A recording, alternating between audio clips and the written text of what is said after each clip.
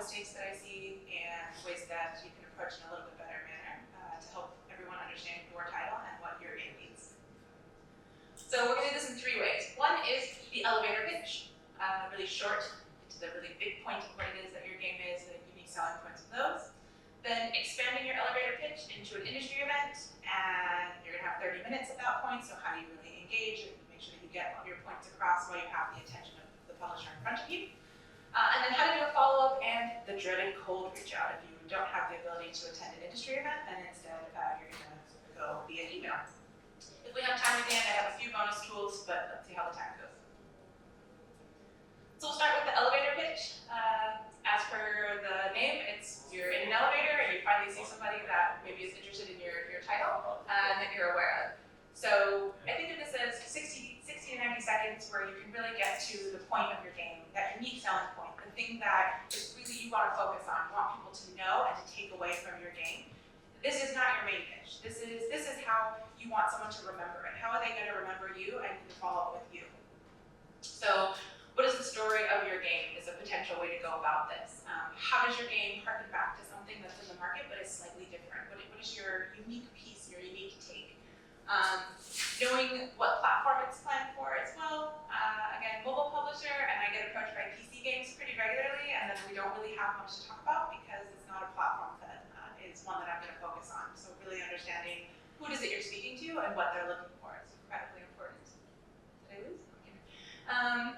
As I said, similar to other games in the market, what kind of a game is this game? Is it an RPG game? Is it an idle game? What are you focusing on? What is it that you want the person to remember? And the bonus bits, obviously, if you know the person you're talking to and you know specifically what they're looking for, how does your game help solve a pain point that they are actively having or something you know that they're looking for? You don't always know that when you're just randomly next to somebody and you realize who they are, but if you know it, really beneficial. So when would I use this? Industry event, you're waiting around for a panel that you see down below here, or you're at an after party, after hours event that happened, maybe you were there last night and you ran into somebody there. Not a time for you to make that big pitch, not a time for you to show your assets and your artwork, not a time for you to really get into all the details, but a time for you to give someone that information that is incredibly valuable and how do we get the point across about your game. And you have this moment to get to them. So for example, if I was talking to someone and I noticed that they were interested in an idle game and I had one that I was working on, maybe I would approach them and say, hey, I have this really cool idea for an idle game. It's called Outer Space Jazz, and it's kind of a unique take on the idle mechanic, and I'd really love to talk to you about it. Okay, so this is a weird name for a game. Maybe it's not the name I'm going to go with. What is Outer Space Jazz? I don't know. Is this person into Rick and Morty? This is about snake jazz? I don't know, but it sounds interesting. So it's a really quick 1-2 sentences about the game that really gets into it. And then if they're going to engage with you, they may ask you a couple more questions and then set a meeting with you for later. This is not your main pitch. Again, I repeat, this is just a time to get someone to be a little bit interested and to want to learn more. Important, when to not do this. I have been approached by all of these things that you see on here. So, when eating food, if you're having a lunch break at a conference, you are taking that 1 hour, maybe half an hour where you're not actively in a meeting, this is not a good time to approach somebody with your elevator pitch. They just need to clear their head. They're not going to hear what you have to say. So it's not beneficial to approach them with it. It's going to do you a disservice. They're not listening, and you're going to waste your opportunity. So not when they're eating. The second picture here on the right, on the left, sorry, is at an actual pitch. You're not giving them 90 seconds in the pitch. You have 30 minutes. It's time to use the time you have available. It's not the time to just say, this is really quickly what I've got, and that's it.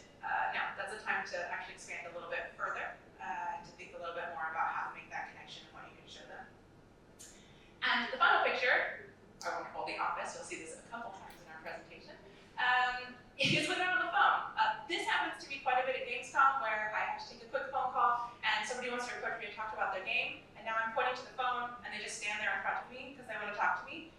Okay, great, but now I'm uncomfortable having my phone call, now I'm wondering what you need from me, and I'm really, again, not being able to focus on what you're telling me. So, times to use an elevator pitch and times to not, really important to think about the other person and what they're going through at the moment you're talking to them.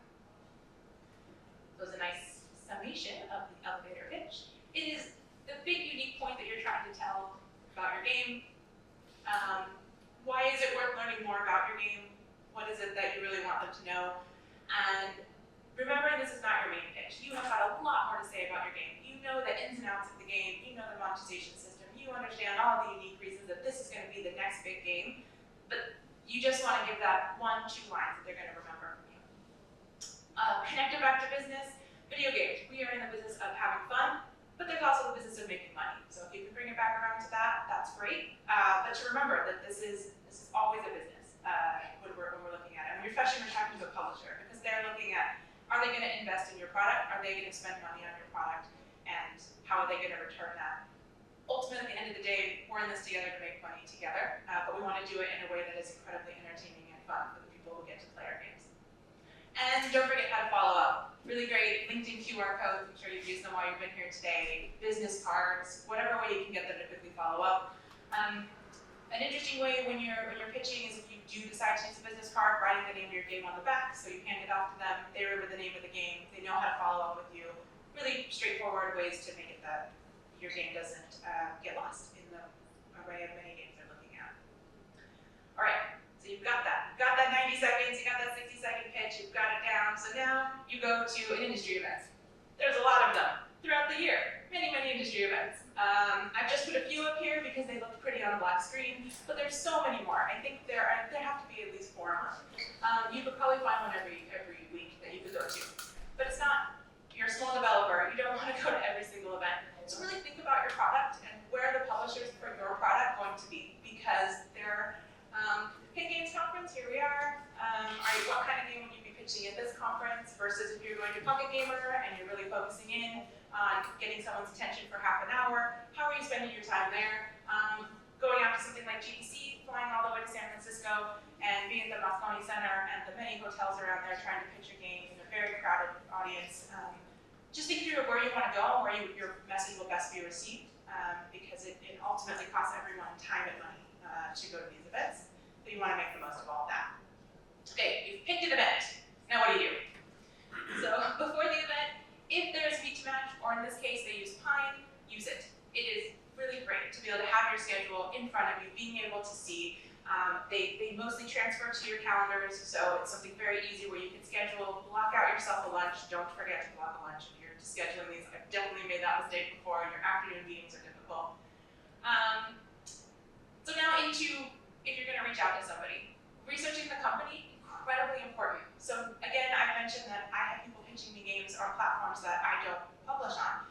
These are 30-minute meeting slots that I could have used for something where a potential business could be had. And now I like your game. I personally play PC games. This looks like a really cool game I want to play, but I'm not going to publish it. So kind of a bit of a waste for you and a bit of a waste for me. So in looking through how you would research another company, again using Pine or using Meet to Match, they have information about the company there. Any company of worth is going to have some kind of website that's going to give you some idea of what they're focusing on, and just having a way of understanding, yes, this is a good fit for me.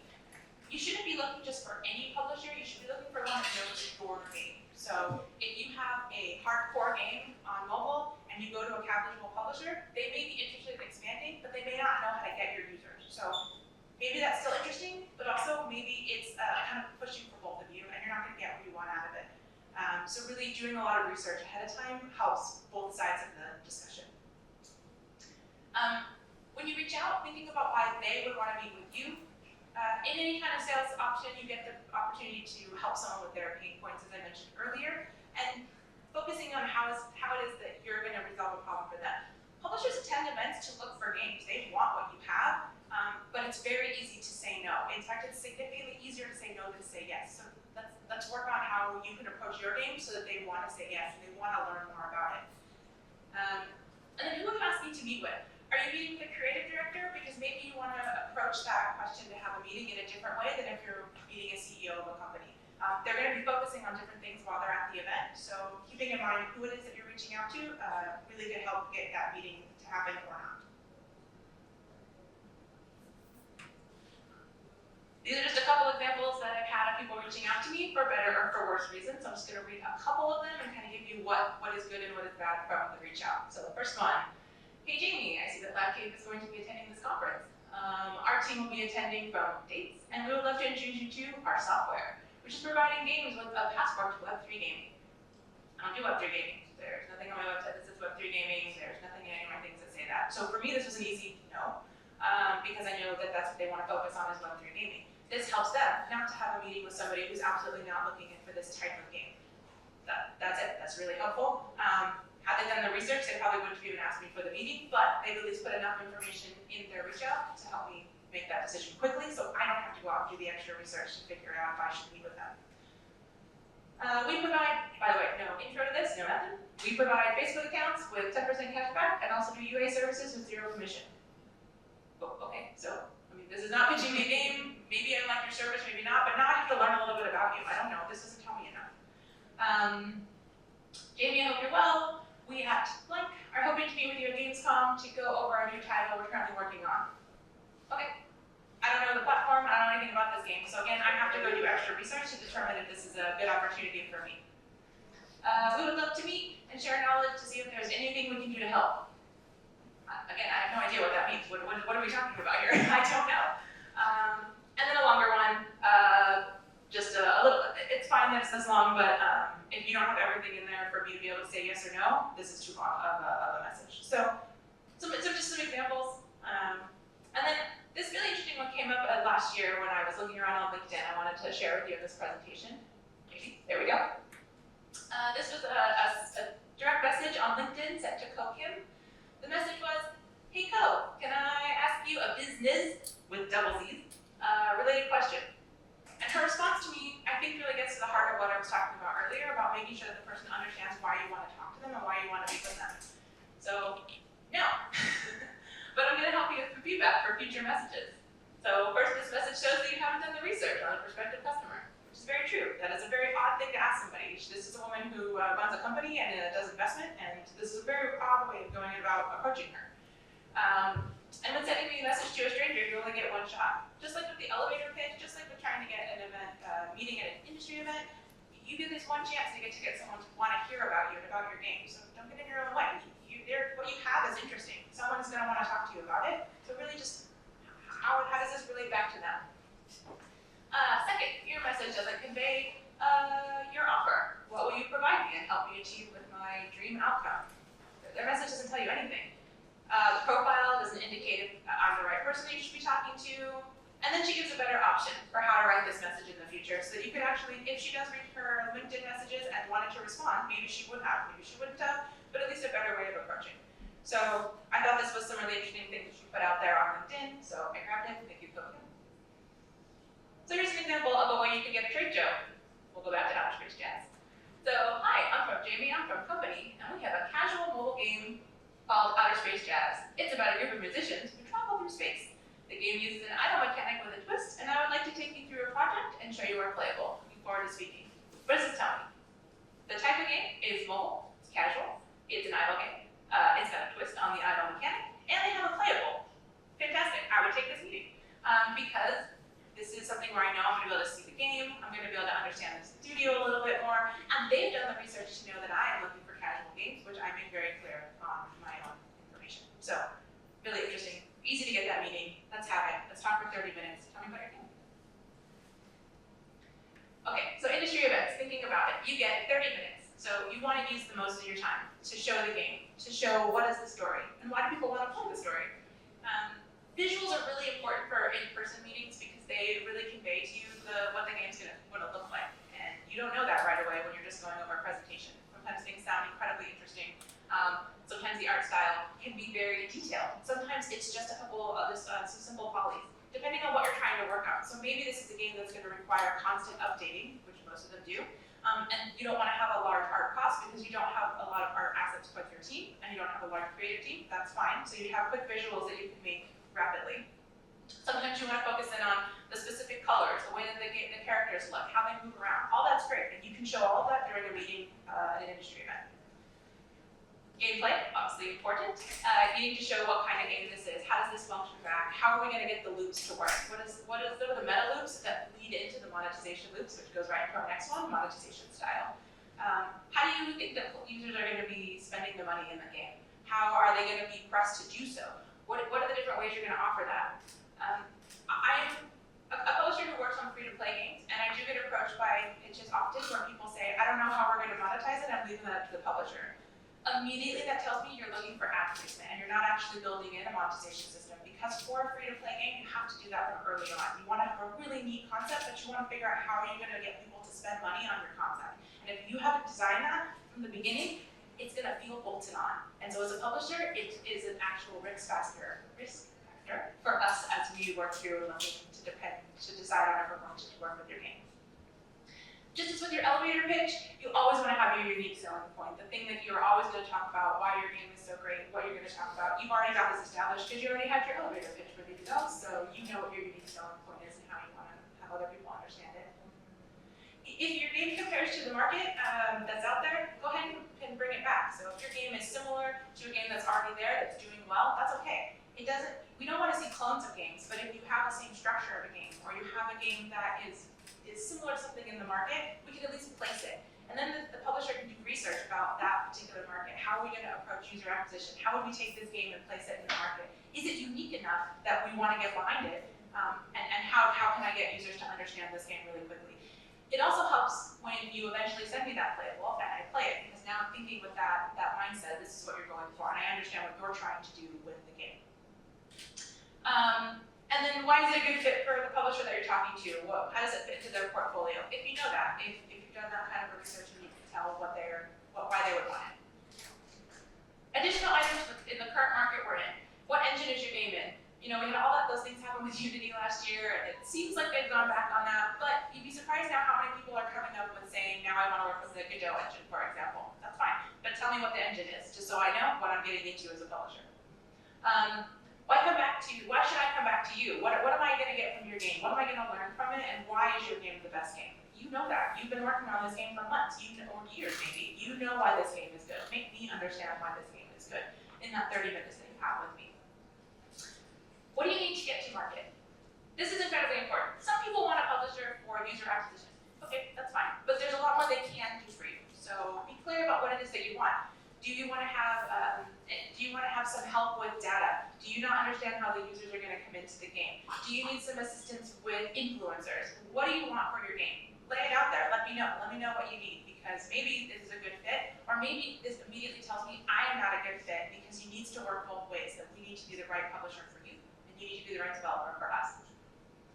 Your team. Your team is really important. So if you're asking for funding, you're going to probably set up a milestone system with your publisher in order to complete certain things on time, and you will receive funding as you're able to do those things. So I want to know that your team is going to be able to get this product to market. Teams get behind, it happens in the development process, we understand that, but if you can possibly tell me why your team has already brought a game to market, that you know that you can make it a little bit further than the other team that I'm talking to, that is to de-risk your project for me, again, as I'm trying to make presentations internally to get people behind your game. Leave time for Q&A, because there's going to be questions about your game, and questions about your product, questions about why you chose to do something that you're doing. And then respect the time limit. When you're at an event, and I go back to thinking the next one I'm going to be at will be Gamescom, I am back to 30-minute meetings for hours. So I'm running off to the next meeting, trying to get to the next thing. So if you go over because you think your product is really interesting, great, but now I'm late for the next one, and my brain stops thinking about what it is that you're presenting to me, and instead is thinking about being late. So try to respect the time. You're going to follow up, you're going to have another touch point. This is not the only time you're going to get to talk to them. So again, thinking about industry events overall, there's a lot, as you saw in that original slide. So be careful which ones you decide to go to, because you don't need to waste your own team's funding on being at events that don't make sense if you're just pitching. If you're trying to do something else, absolutely go. But if you're actively pitching, make sure that you're at an event with a lot of publishers who want to look for your type of game. Minor research really helps with your reach outs. Be clear about why you want to meet with people. Keeps the time allotted. Speaking of, how am I doing? Okay, I've got 5 minutes, so I gotta speed up. Okay, include visuals in your presentation. Expand your elevator pitch, and understand where you want to be. Be ready for questions. Okay, let's go. Follow-ups. These are really important. Post-trade show. My inbox is disgusting post-trade show. I've been getting emails the entire time that I've been at this event looking for games. That's fine, but if you follow up with me immediately after our meeting, your email gets lost. Because now you're in my inbox and I'm not going to check it right away. It's not going to happen. I don't have the time. I'm running off to the next meeting. I've got a dinner event. I've got an event after some kind of after-hours industry event. I'm not looking at it until I get home. So you're better off following up the following week after the event, because you're going to be at the top of my inbox, and I'm going to really be able to have time to look at your presentation. What do you send? If you give me your presentations, if you give a presentation to me, send me that presentation. If you've got an overview deck that tells me a little bit more in detail about your game, feel free to send that.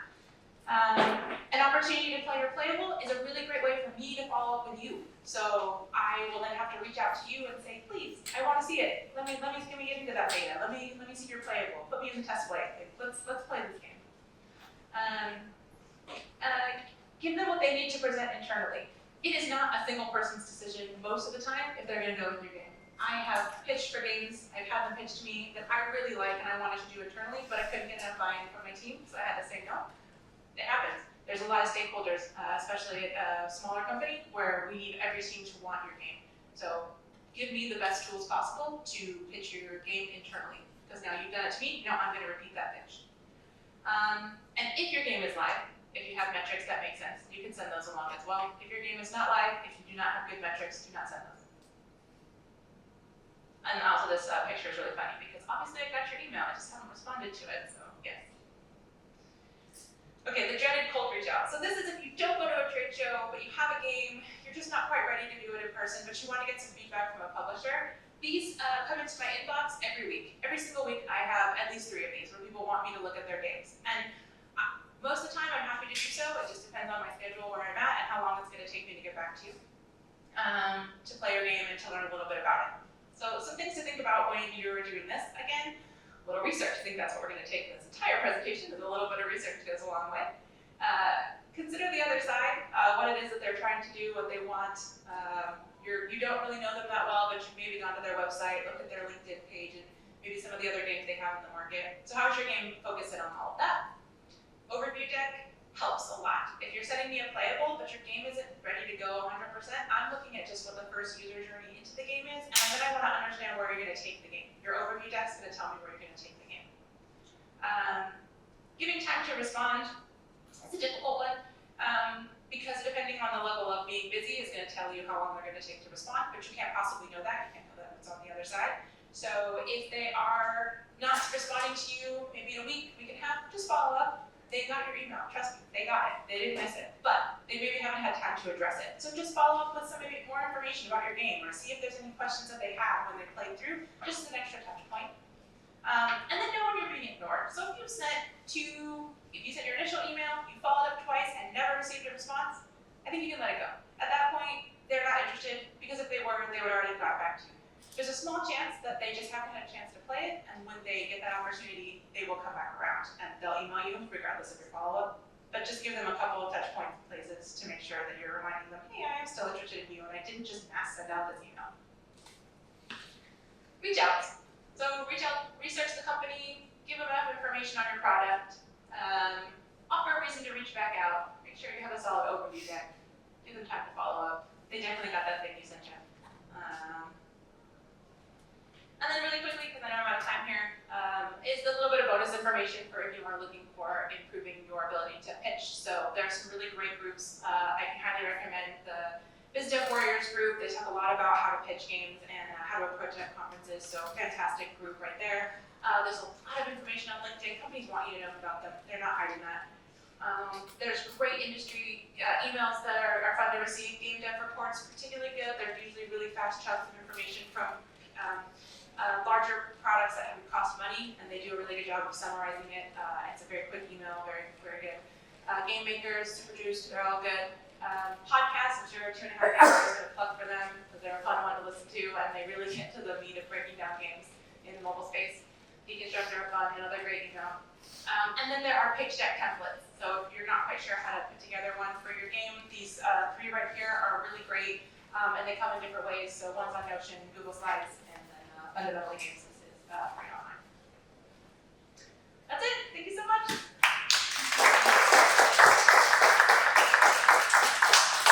I have time for questions? I don't know what my next presentation. Oh, here. Yeah, will this presentation be available to download? I don't have it online. I don't know what the follow-up here is. I don't know. Yeah, you can send it over. If you're allowed to. Okay. Yeah, it's my presentation, so yeah, I can put it somewhere.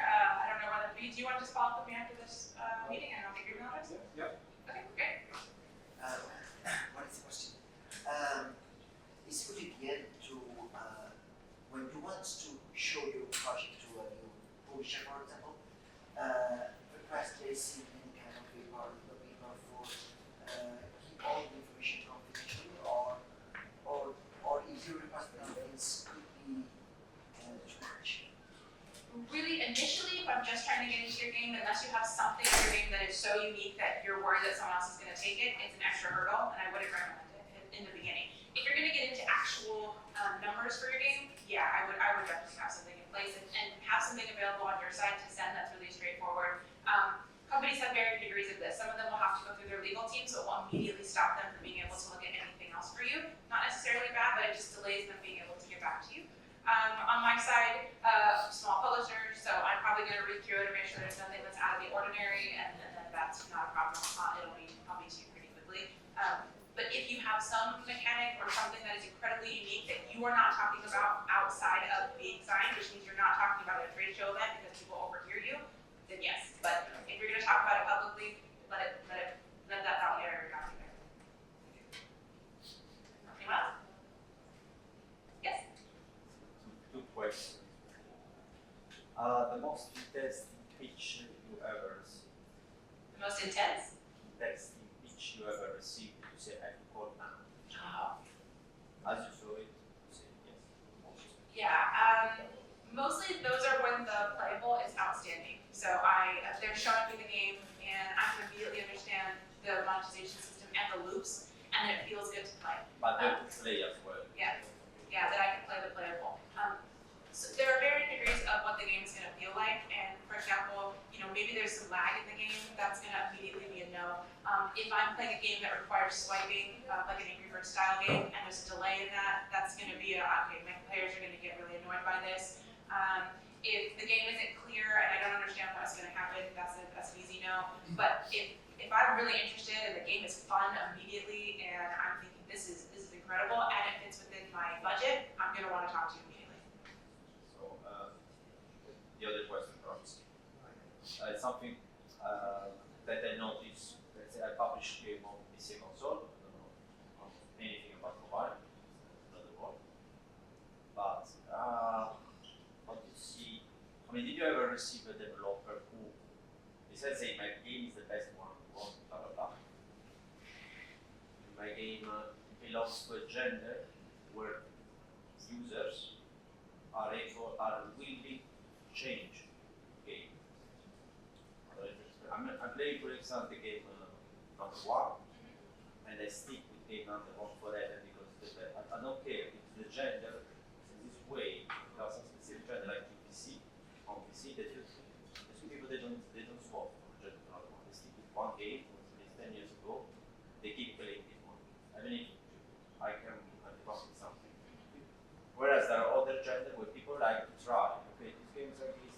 It's always the same gender. I know crafting, just to say. But I like to try mini crafting games. So that's something also in mobile. So I think users jump around a little bit more in mobile, but I was actually talking to Chris back there about that's how we're still playing old Supercell games that we really enjoy. And I'm in my original Clash of Clans plan. I mean, that's been going on for forever. So there are games that I think people stick with, but then if you're trying to, getting to the point of what you're saying is if you're trying to get users that usually are in one area and you can get them over to your game, that's really important to say in your pitch. And tell me why. Tell me how those users would come over into your game. So you're getting at a market that maybe doesn't usually move, but you've got a way of getting them to move. I'd be interested to hear that. And I think that would transfer over in mobile as it does in PC console. For instance, if there are gender where people don't see. I mean, for sure, look, this game, because people don't change it. Well, if you know for sure no, then I'm going to say probably no at that point, because we know they're not going to move out of it. But I think you'd be surprised that people like to look for new games as well. I don't know the mobile. I don't know all of them, but in PC, some people are really, let's say, like focused. So I guess there's not a yes or no here, because if they're stuck in one game and they're never going to move and there's absolutely no way, then no, I'm not going to want to talk to you about so many it. people say, my game will be the next Battle Royale. There's a lot of those. Yeah. Okay. All right, I think I'm going to finally give up the mic here to the next presentation. So thank you so much. I really appreciate your time.